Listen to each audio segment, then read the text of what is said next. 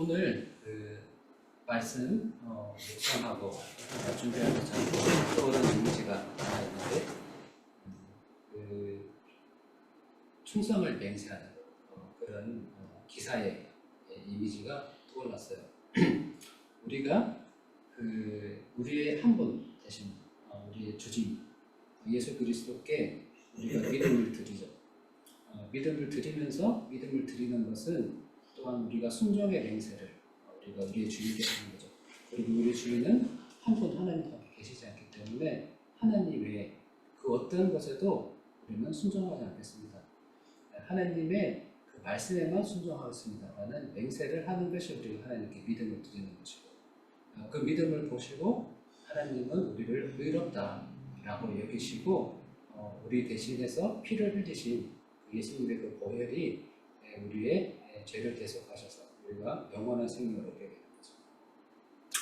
이 이미지가 오늘 설교를 준비하며 떠올랐는데, 오늘 본문을 보시면서 어떻게 연결되는지 우리가 같이 좀 봤으면 좋겠습니다. 창세기 39장, 38장에서는 유다 얘기가 잠시 나오고 다시 37장에 이어서 39장에 요셉의 이야기가 나옵니다.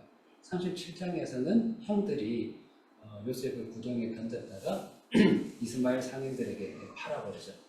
그래서 이집트로 팔려오게 되어서 보디발의 집에서 종으로 일하게 됩니다. 여기 39장 1절에서 7절 말씀 보면은 눈에 띄는 단어들이 있어요. 성경 말씀을 묵상할 때 반복되는 단어들이 보면은 있는데, 여기 보면은 함께 계셨다. 하나님께서 함께 계셨다.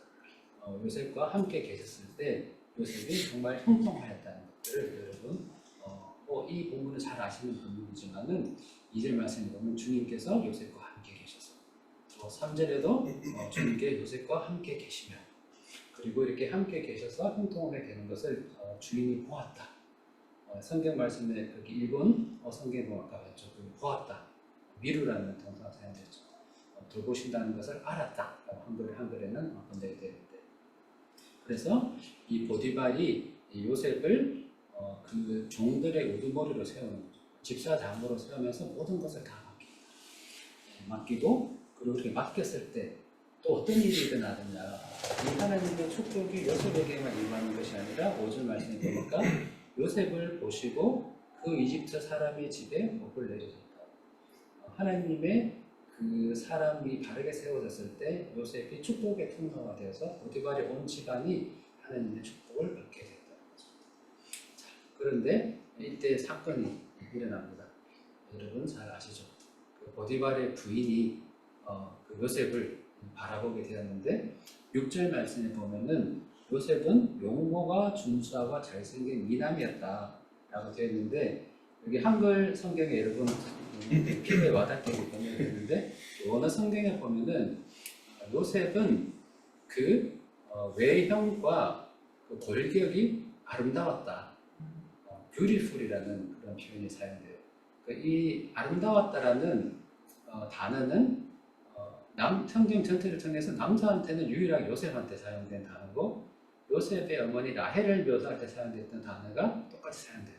그래서 어머니 라헬이 굉장히 아름다웠잖아요. 그래서 거기 야곱이 천눈이 반했었잖아요. 그렇죠?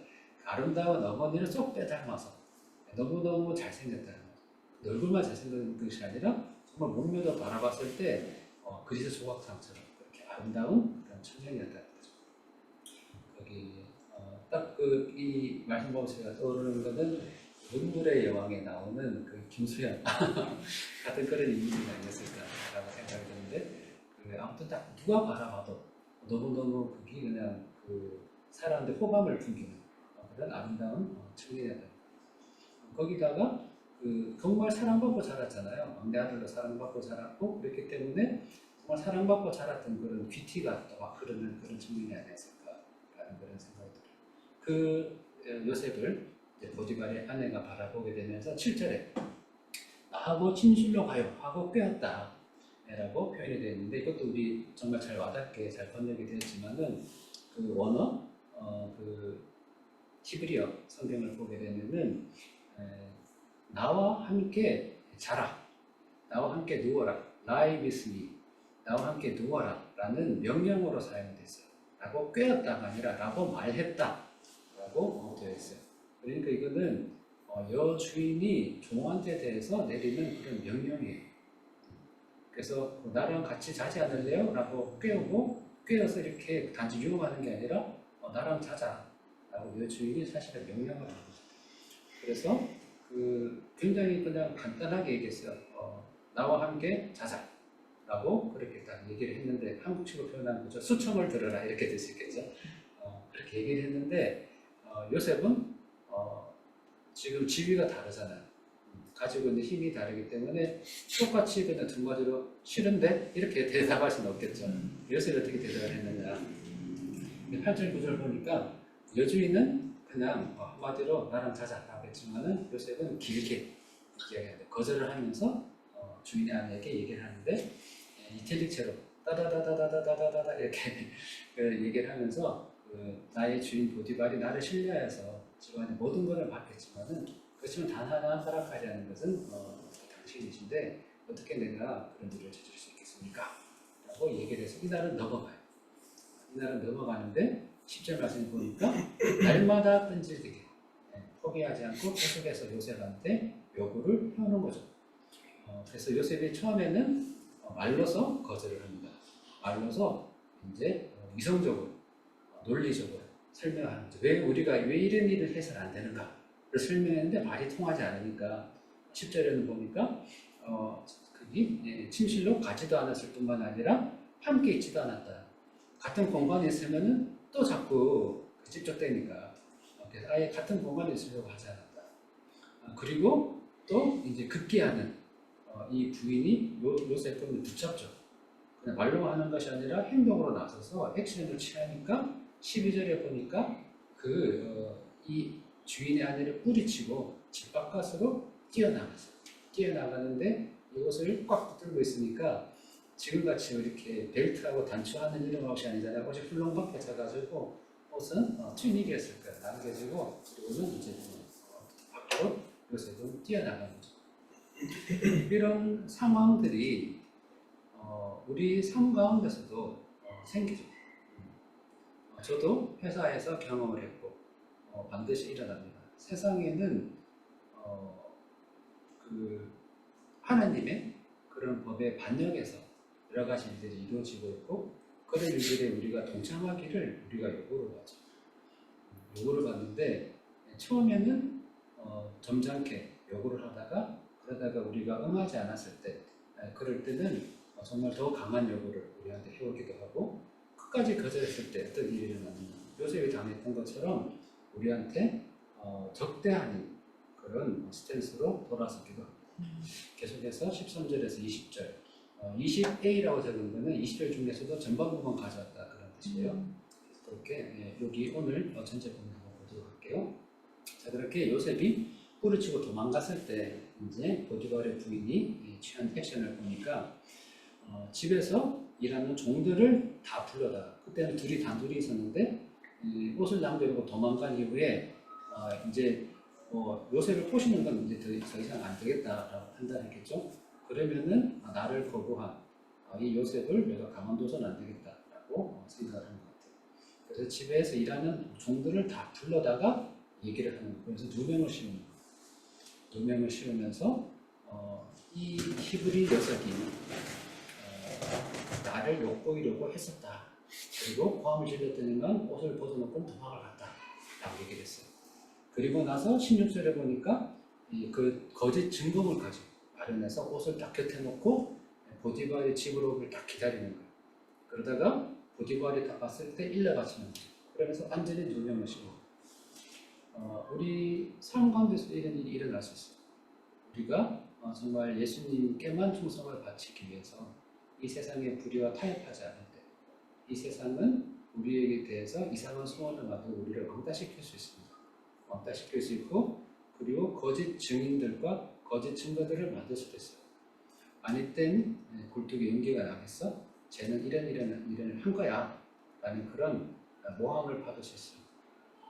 그리고 또 여기는 그 보디발이 일러왔을 때 일러 바치고 누명을 씌우잖아요. 그렇게 사람들한테 험담을 하고 돌아가지고 또는 거짓 고발을 할 수도 있어요.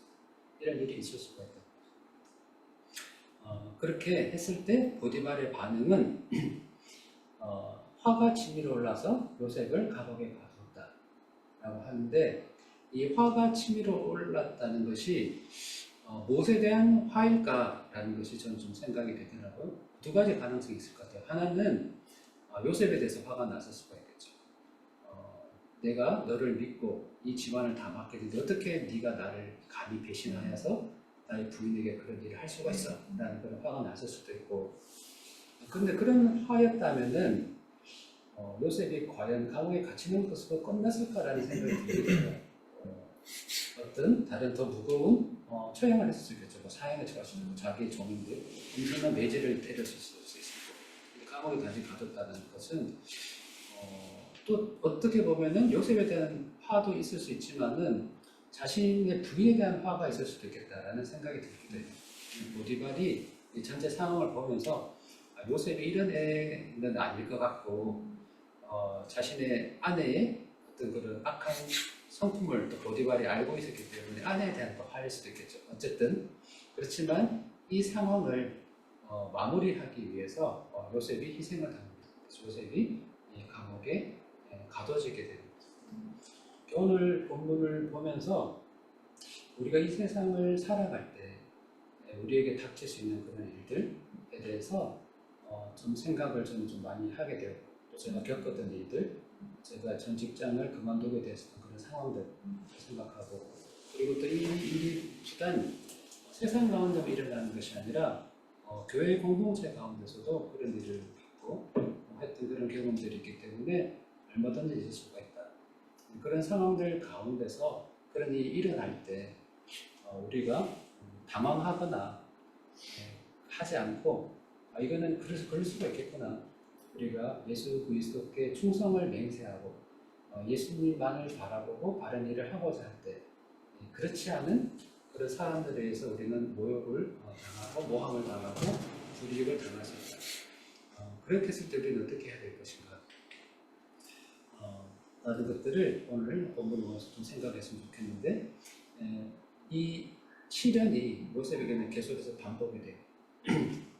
요셉이 이 믿음의 맹세를 지켰을 때 그때 하나님 요셉을 단번에 들어서 구원하시고 바로 총리를 세우신 것이 아니죠. 먼저 형들한테 팔려왔어요. 그게 엄청난 그 삶의 충격이었을 것 같아요. 그 종으로 팔려서 보디발의 집에서 일을 했어요. 정말 최선을 다해서 그렇게 섬겼을 때 하나님이 그 집사장으로 세우셨고 종들의 의무를 세우셨죠. 세웠는데 그렇게 아름답게 세워졌을 때 그것이 보디발의 아내에게 깊은 인상을 남겼고, 그렇지만 그녀는 요셉을 자신의 집안을 참 섬기는 그런 사람으로서 존중하고 그렇게 대우한 것이 아니라 어떻게 보면 배신을 한 거죠. 그리고 모함을 했습니다. 결과적으로 요셉은 감옥에 갇히게 되죠.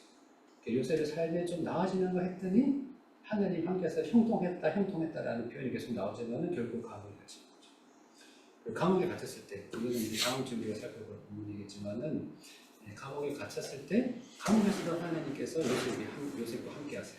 거기서 형통하게 되죠.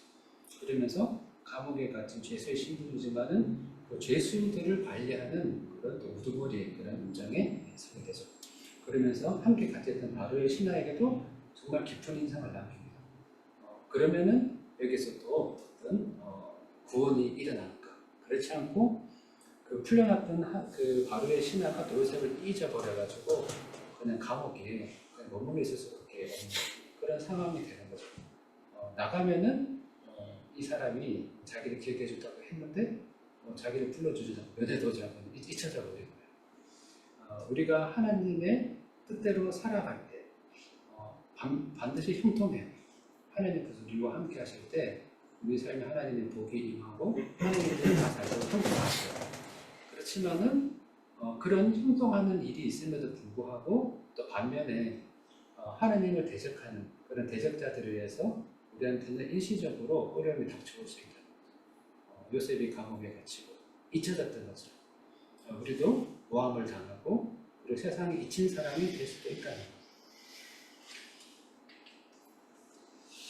우리가 처음에 봤던 그런 이미지인데 우리가 한 분 그리스도께만 믿음을 드리며 우리가 맹세를 했죠. 그런데 이 맹세는 결코 가볍지 않다. 예수님께서 우리에게 약속하신 것은 우리가 맹세를 드릴 때 그 맹세라는 것은 하나님과 우리가 함께 맺는 맹세잖아요. 우리가 믿음을 드릴 때 우리가 무엇을 받느냐? 예수님이 십자가에서 죽으심으로 우리에게 주시겠다라고 약속하신 것은 이 세상의 부귀 영화가 아니라 영원한 생명이기 때문에, 그렇기 때문에 우리가 이 세상에 살아갈 때는 우리한테 그런 힘든 일이 닥쳐올 수 있다.